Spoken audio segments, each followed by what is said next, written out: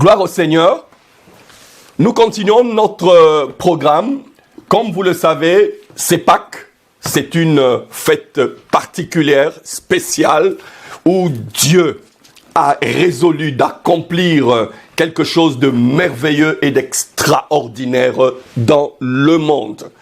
Oh, c'est un beau jour, un jour de gloire, un jour glorieux, un jour merveilleux, un jour unique qui faisait partir du plan de Dieu. Depuis la création du monde, Dieu avait prévu ce jour. C'est le jour où l'humanité avait atteint son point le plus bas possible, son point le plus bas, la misère la plus prononcée. Et c'est ce jour-là que Dieu a pris la décision d'entrer en action.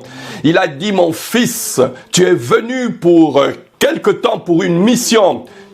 Tu es à la fin de ta mission. Bien-aimé dans le Seigneur, il y a un début de mission, mais il y a aussi une fin de la mission. Et c'est le cas de Jésus-Christ. Le dimanche passé, nous avons parlé de Jean, chapitre 18 et 19. Aujourd'hui, nous allons prendre les quelques premiers versets du chapitre 20 que nous allons lire. La parole de Dieu dit ceci. Je ne sais pas si quelqu'un peut nous lire les trois premiers versets.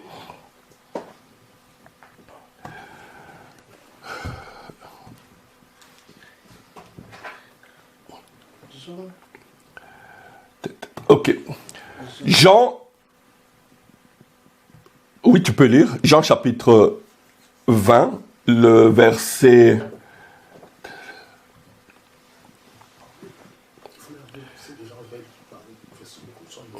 Okay.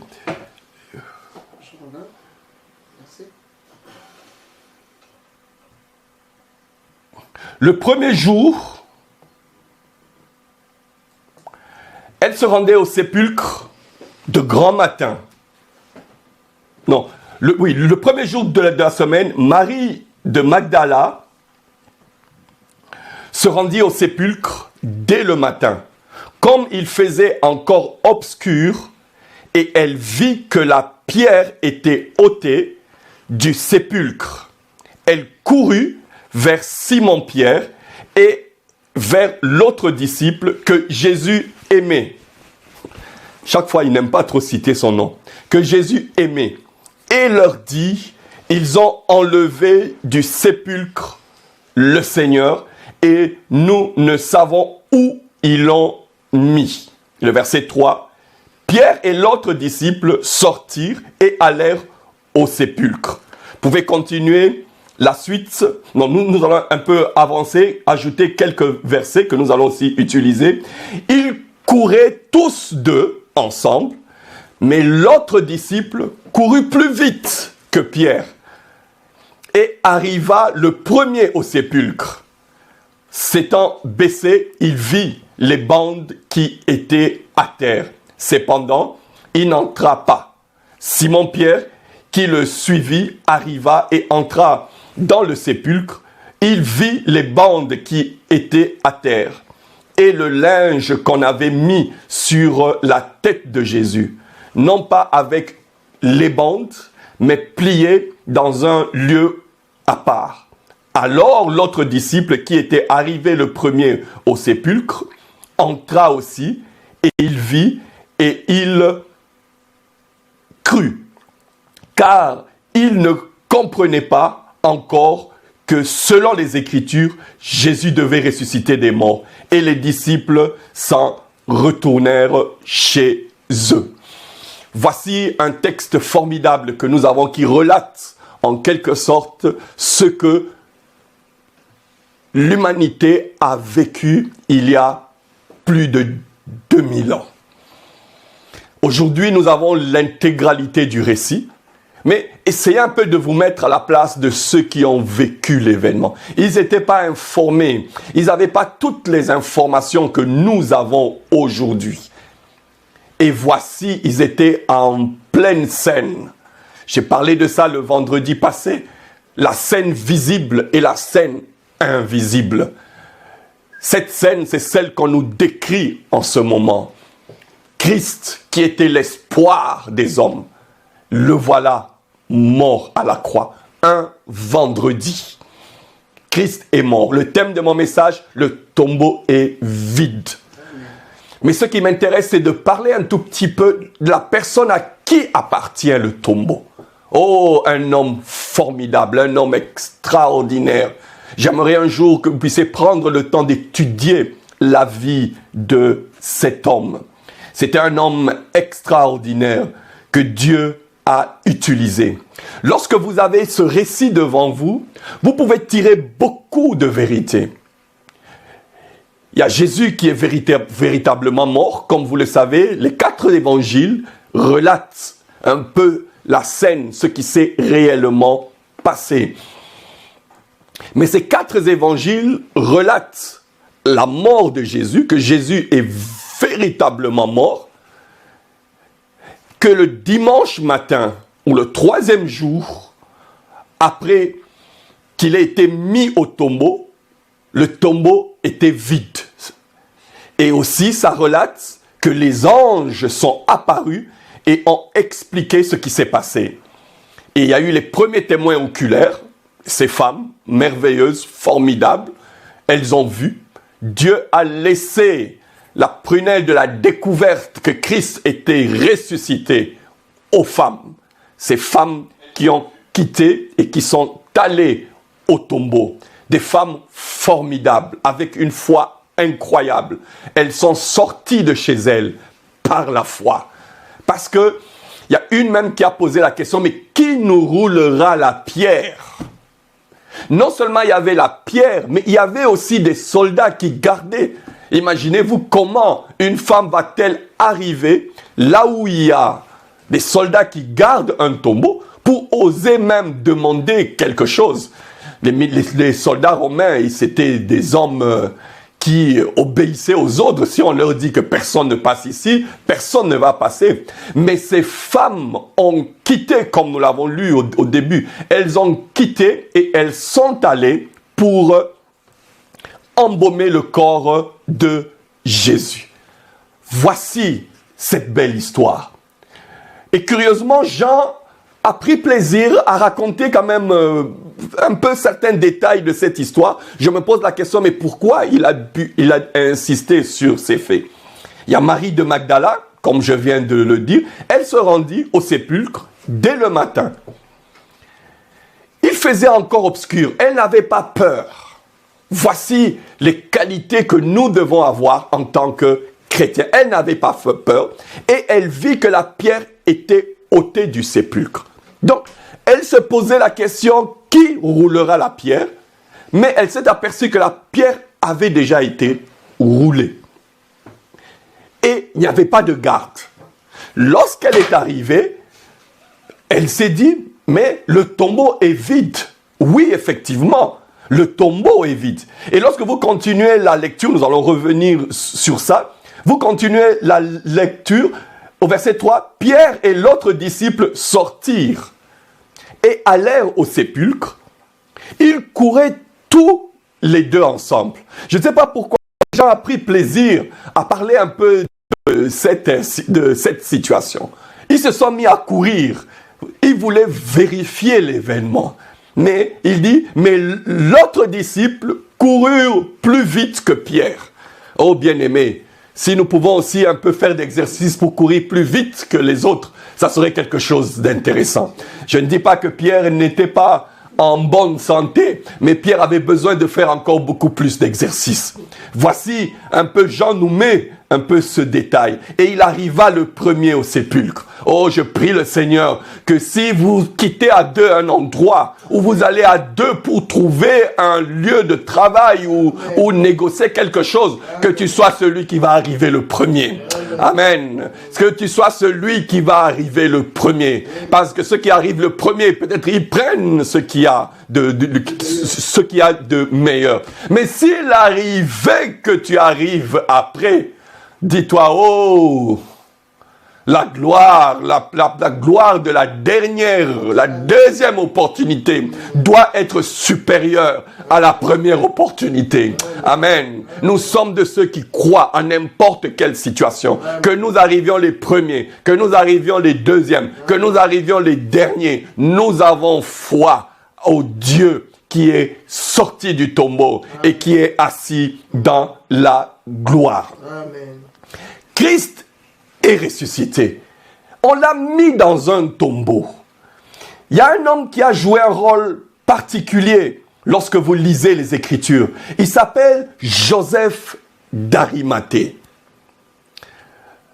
Vous pouvez lire ça dans Matthieu chapitre 27, le verset 57. La Bible dit ceci. Le soir était venu, arriva un homme riche d'Arimathée, nommé Joseph, lequel était aussi disciple de Jésus. La Bible n'a pas donné beaucoup de détails sur cet homme. Vous savez, à l'époque, lorsque vous êtes crucifié, c'était la mort la plus atroce qui puisse exister. Et c'était le point vraiment culminant de la misère et de la destruction humaine. Celle qui constituée à flageller quelqu'un, à prendre la personne et après l'avoir flagellé, à le prendre et le mettre à la croix pour qu'il meure petit à petit.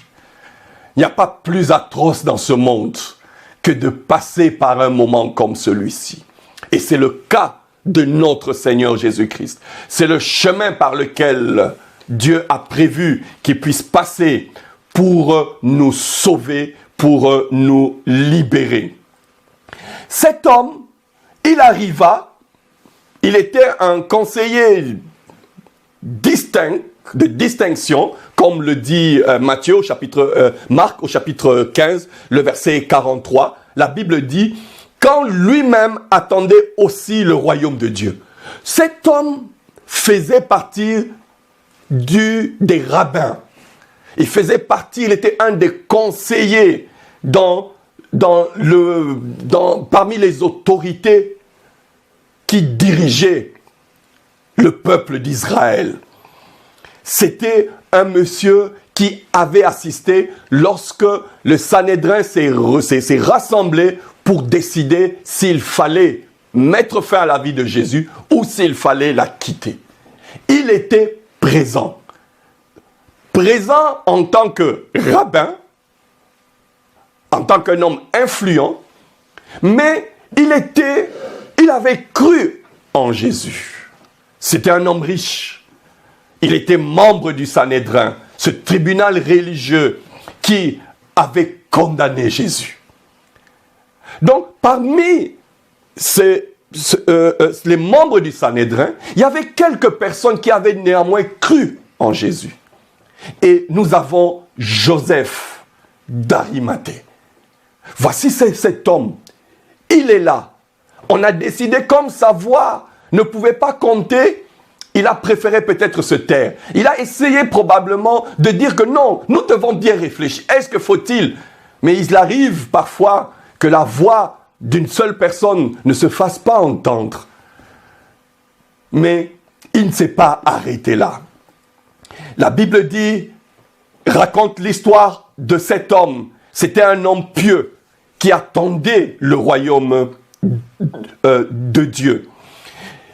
Il était un homme pieux, il aimait Dieu et il avait cru à Jésus. À l'époque, lorsqu'un homme est crucifié, lorsqu'on descend son corps, on le dépose dans une fosse commune. C'était ça. Je ne sais pas ce qui allait se passer, mais est-il que on te prend, on te dépose. Ce ne sont pas les Romains qui vont chercher une tombe pour toi parce que tu ne le mérites pas. Ce sont les gens qui sont, comment je peux dire, qui meurent bien, maladie ou quoi que ce soit, qui méritent d'être mis dans un tombeau. Mais un brigand ne peut pas mériter d'être mis dans un tombeau. On te prend, on te jette dans une fosse commune. Mais comme Dieu avait son plan, Dieu a suscité un homme à la personne de Joseph d'Arimathée. La Bible dit, il était un homme bon, il était juste. Il n'avait pas participé à la décision du Sanhédrin. Mais néanmoins, il était disciple de Jésus. Mais c'était un disciple en secret. Lorsque on a descendu le corps de Jésus, il a eu le courage d'aller devant Pilate. La Bible dit ceci dans Jean chapitre 19, le verset 38. La Bible dit ceci. Après cela, Joseph d'Arimathée, qui était disciple de Jésus, mais en secret, par crainte des Juifs, demanda à Pilate la permission de prendre le corps de Jésus. Et Pilate le permit.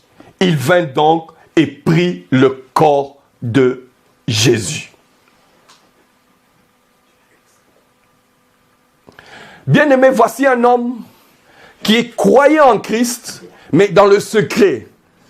Mais au moment où le problème est là, au moment où la gravité de la situation est là, il a accepté de s'exposer. Il a eu le courage. Il y a lorsque vous lisez certains commentaires, les gens disent, mais cet homme a été courageux.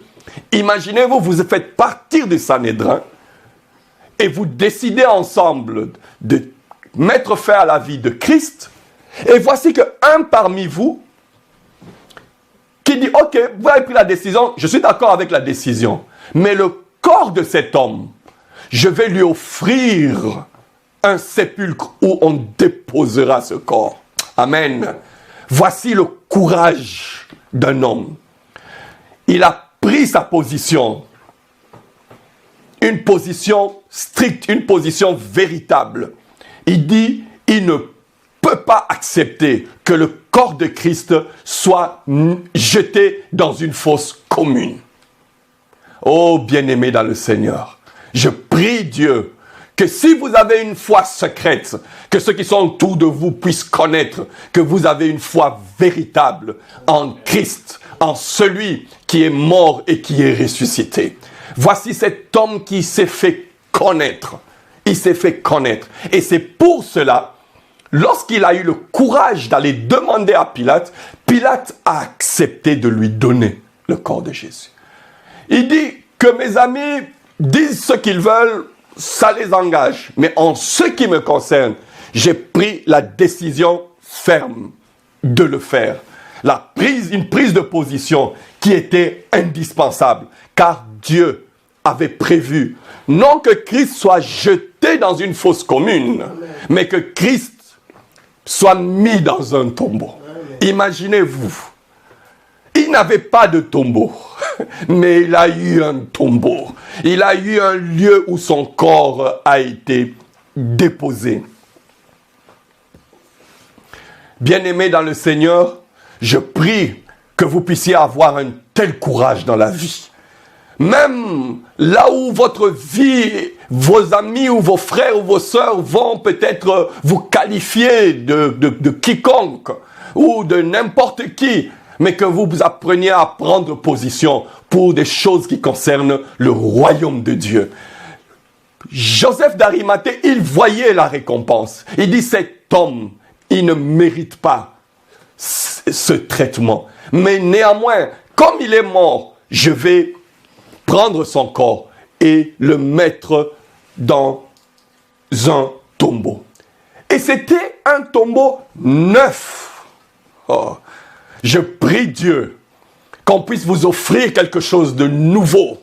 De nouveau, c'est-à-dire vous ne méritez pas cela, mais Dieu a fait à ce que Jésus puisse bénéficier d'un tombeau neuf. Amen. Il y avait personne qui avait déjà été mis, ça a été aménagé. Curieusement, lorsque vous lisez les autres textes, vous verrez qu'il y avait un jardin, qui était là autour de ce lieu. Le Père avait prévu un bon endroit pour son Fils. Bien-aimé, j'ai une bonne nouvelle pour vous. Le Père a prévu un bon endroit pour vous.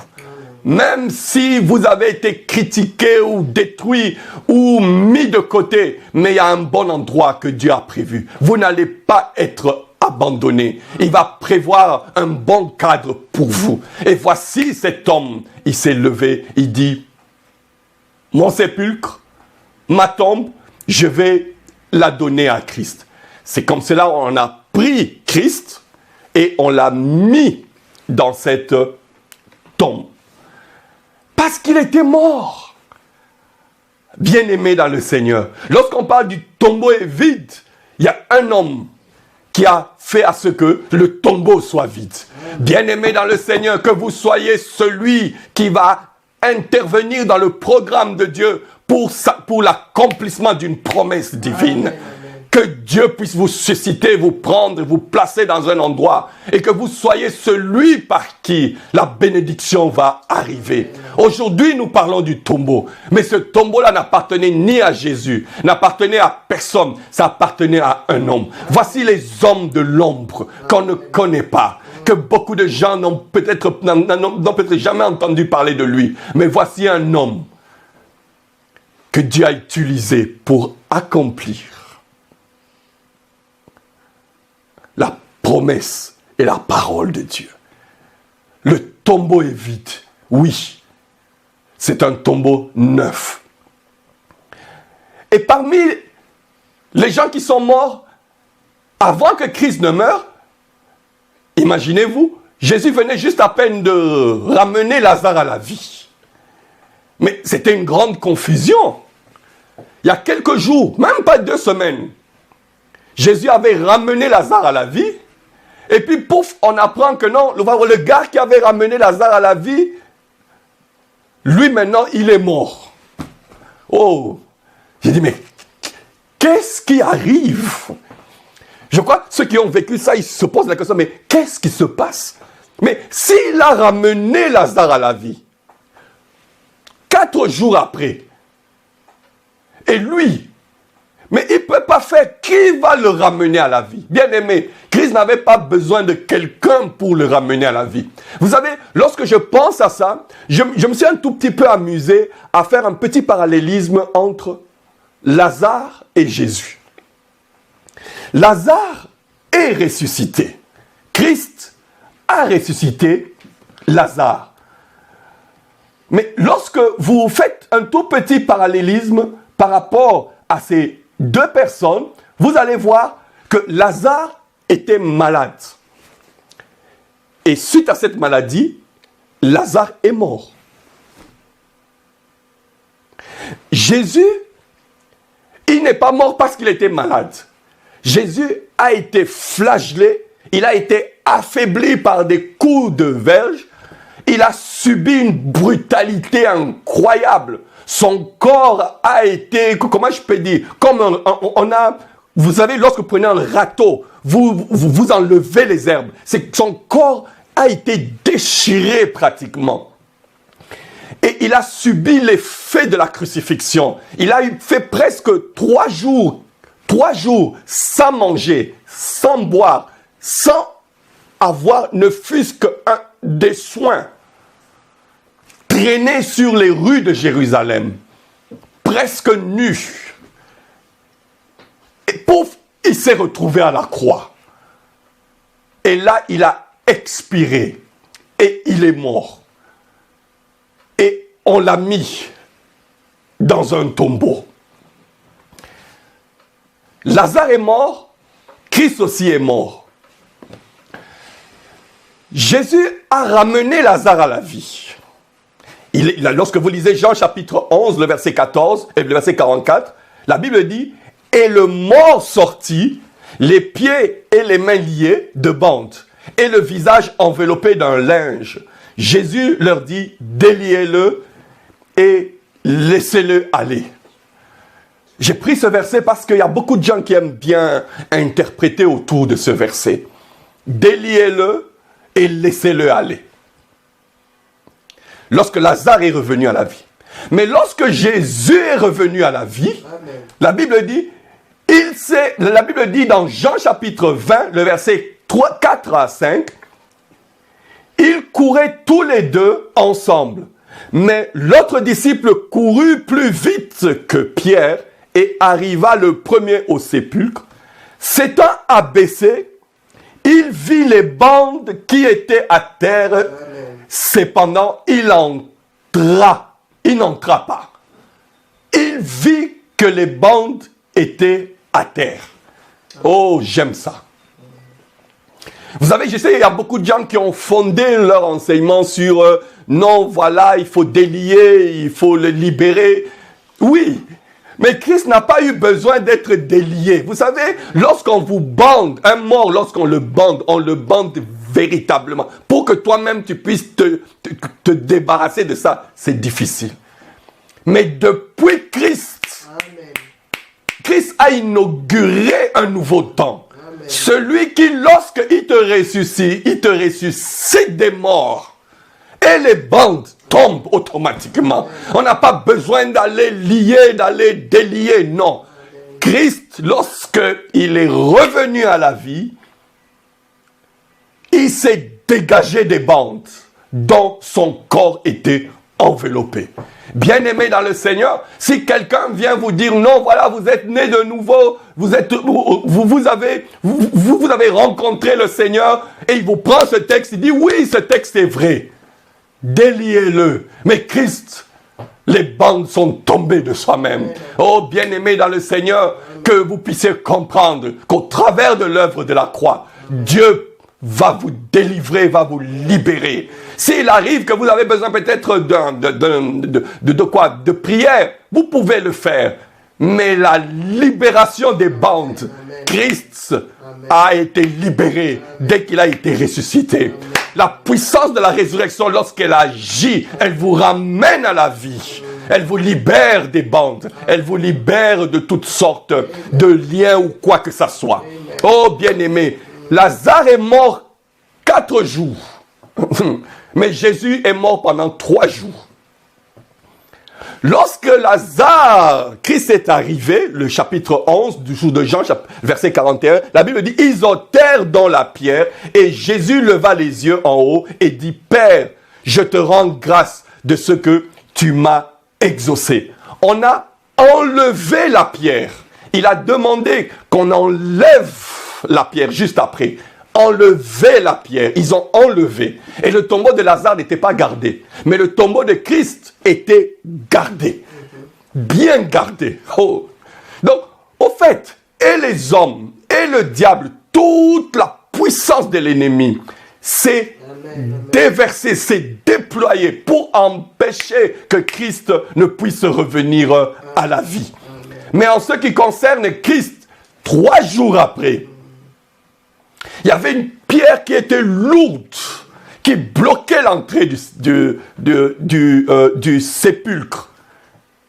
Mais lorsque ces femmes ont quitté chez elles, Marie, elle est arrivée, elle se posait la question, qui nous roulera la pierre? Qui roulera la pierre? Oh, la pierre avait déjà été roulée. Bien-aimé, il y avait les soldats, il y avait cette grosse pierre. Qu'est-ce qui s'est passé? Le problème a été réglé. Je vais vous dire une chose, bien-aimé. Ce que Dieu fait va au-delà de ce que nous puissions imaginer, nous pouvons penser. Ce que Dieu fait dans notre vie, au travers de sa parole, il a le pouvoir de nous libérer. Il a le pouvoir de nous délivrer. Il a le pouvoir de nous affranchir totalement. Il a fait plus que ce qui a été fait au travers de la résurrection de Lazare. Et j'ai choisi de suivre Jésus-Christ. J'ai choisi de m'attacher pleinement à lui.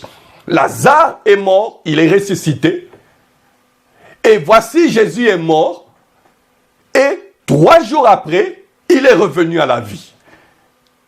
Mais juste après quelques années, Lazare est revenu à la mort. Mais Jésus, il est toujours vivant. Il est vivant, et il reste vivant. Et la question a été posée, pourquoi venez-vous chercher parmi les morts celui qui est ressuscité? Bien-aimés, aujourd'hui nous célébrons ce dimanche le premier jour de la semaine, nous célébrons la résurrection de Jésus. Christ est ressuscité. Le vendredi, il a été mis dans la tombe. Comme le samedi, c'était le jour du sabbat. Personne ne pouvait travailler. C'était le moment de suspense. Tout le monde se posait la question, mais qu'est-ce qui va se passer le lundi? Qu'est-ce qui va se passer le premier jour de la semaine? Qu'est-ce qui va se passer? Le monde était là, en train d'attendre. Les disciples, juste le vendredi soir, je m'imagine un peu les disciples, ils sont rentrés chez eux, découragés. Ils ont dit, mais qu'est-ce que nous allons faire? Qu'est-ce que nous allons devenir? Cet homme qui est entré à Jérusalem avec triomphe, on se disait que c'est le moment où il prendra le règne. Mais voici, il est mort. Et lorsqu'il est mort, le vendredi soir, on l'a pris, on l'a mis dans le sépulcre. On a mis des gardes, on a mis une pierre. Et chacun est rentré chez lui. Et c'était le sabbat. Vendredi à samedi. Oh, Christ était là. Il est mort. Et puis, le sabbat est arrivé. Il est resté dans la tombe. Et le troisième jour, le premier jour de la semaine, juste après le sabbat, comme c'était, Dieu a respecté le sabbat pour la dernière fois. Amen. Ce jour-là, il dit, ok, laissons le sabbat.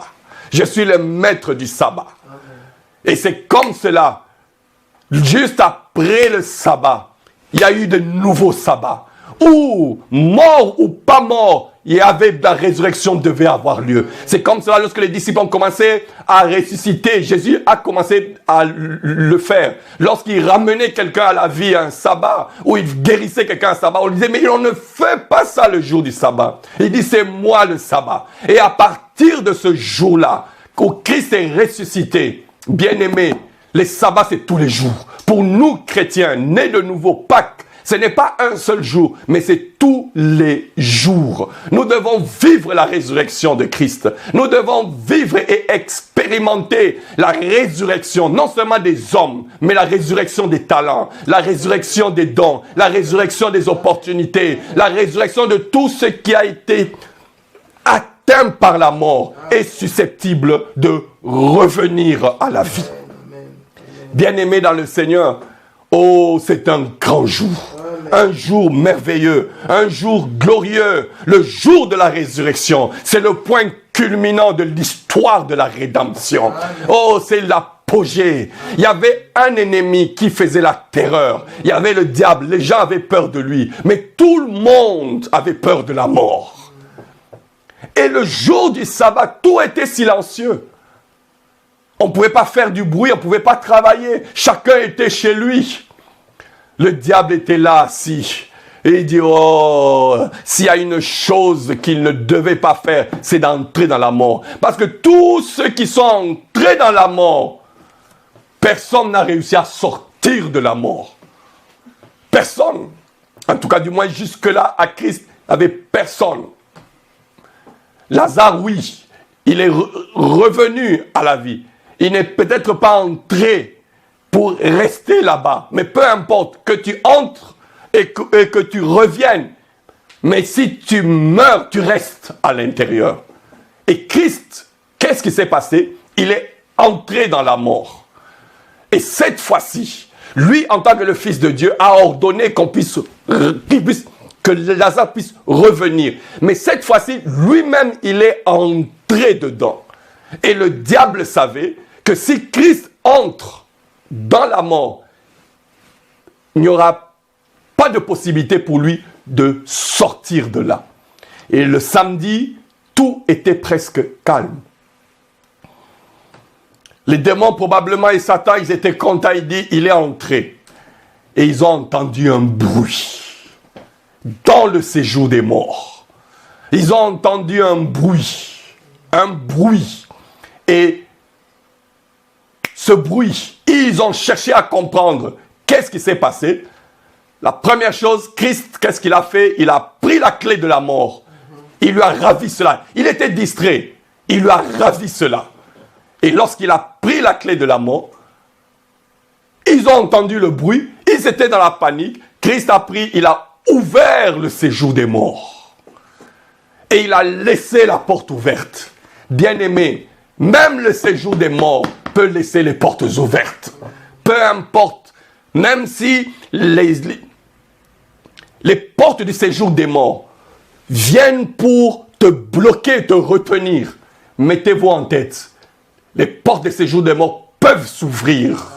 Car Christ les a ouverts. Et ces portes de séjour des morts peuvent s'ouvrir aujourd'hui. Et je prie le Seigneur que les portes de séjour des morts puissent s'ouvrir dans ta famille, puissent s'ouvrir dans ta vie, puissent s'ouvrir dans ta maternité, puissent s'ouvrir dans ta relation avec ton mari ou tes enfants. Que les portes de séjour des morts puissent s'ouvrir et que vous soyez libérés. Le tombeau est vide. Il est vide, bien-aimé dans le Seigneur. Christ est ressuscité. Il est sorti. Il y a une partie des morts qu'on a vue dans la ville. Il est sorti. Et la résurrection de Jésus est dorénavant le point le plus culminant dans le cadre du christianisme. Bien-aimé dans le Seigneur, Christ ressuscité, c'est que nous, moi et vous, nous ressusciterons. Amen. Nous ressusciterons. Christ ressuscité, la mort n'a pas le dernier mot. Bien-aimés, même si vous voyez la mort, dites-vous que la mort n'est pas la fin de toute chose. Après la mort, il y a la possibilité de la résurrection. Oh, je prie Dieu que vous mettez votre foi dans la résurrection, dans la puissance de la résurrection, que vous ayez la notion de la résurrection dans votre esprit, en toute chose, en tout lieu. Même si vous constatez la mort dans tous les sens, faites comme Abraham. Lorsqu'on lui a posé la question, son fils, où les serviteurs, il dit, mais où est le sacrifice? Il dit, ne vous en faites pas. Moi et mon fils, nous irons et nous reviendrons. Où est le sacrifice? L'Éternel, il pourvoira. Abraham, la Bible dit, Abraham avait foi.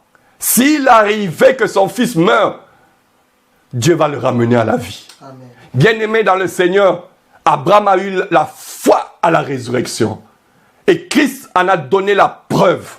Bien-aimé, ayons foi à la résurrection. À la résurrection. Devant la mort, ne soyez pas découragés. Devant la mort, ne soyez pas désemparés. Il y a possibilité de résurrection. Dieu peut en décider pour votre frère, pour votre mari, pour votre voisin et autres. Il est entré dans la gloire, il nous a précédés. Peut-être il est mieux. Bien-aimés, ceux qui partent, ils sont mieux là où ils sont. Du moins, s'ils ont cru en Christ.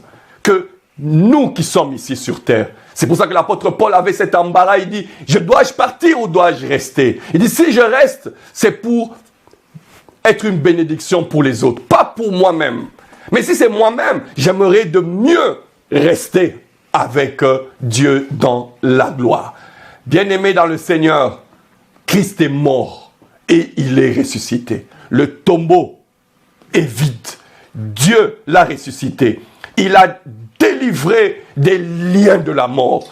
Et Acte 2, 24 le dit, Dieu l'a ressuscité en le délivrant des liens de la mort, parce qu'il n'était pas possible qu'il fût retenu par elle. Bien-aimé, il n'est pas possible que la mort vous retienne. Amen. Toujours. Non, non, non, non, non. Il n'est pas possible. Et c'était le cas avec Christ. J'ai une bonne nouvelle pour vous. Ce qui vous bloque, ce qui vous retient, n'a pas le droit de vous retenir pour toujours. N'a pas ce droit-là.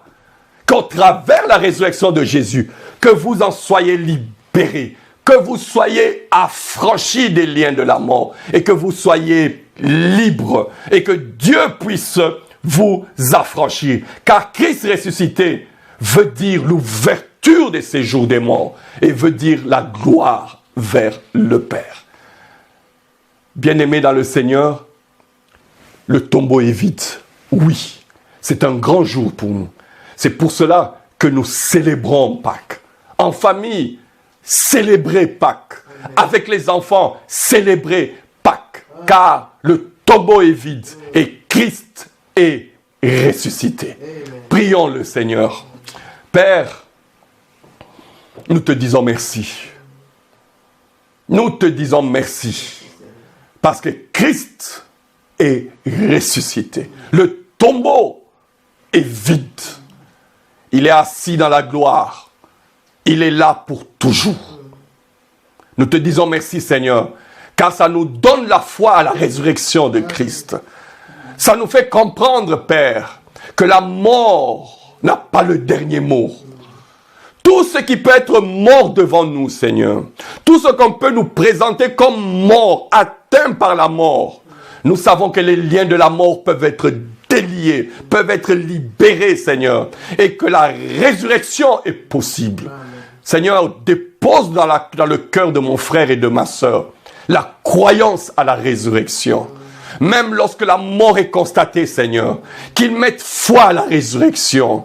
Car la mort n'a pas le dernier mot. La mort n'est pas la dernière chose, Seigneur. Si la mort autrefois était un instrument de terreur que l'ennemi utilisait pour amener la terreur parmi les hommes, Seigneur, la résurrection, c'est l'instrument puissant que toi tu utilises, oh Dieu, pour faire connaître que c'est possible de récupérer une situation qui est perdue, de revenir à la vie lorsqu'une situation a été touchée ou atteinte par la mort. Seigneur, s'il y a un couple, s'il y a un frère, s'il y a une sœur qui est atteint par la mort physique, la mort cérébrale, la mort sociale, la mort financière, Seigneur, la mort professionnelle, oh Dieu, la mort académique, au nom de Jésus-Christ, que la puissance de la résurrection, Seigneur, puisse ramener ces choses à la vie, ramener sa vie financière, ramener sa vie sociale, ramener sa vie professionnelle, ramener sa vie académique à la vie, dans le nom de Jésus-Christ.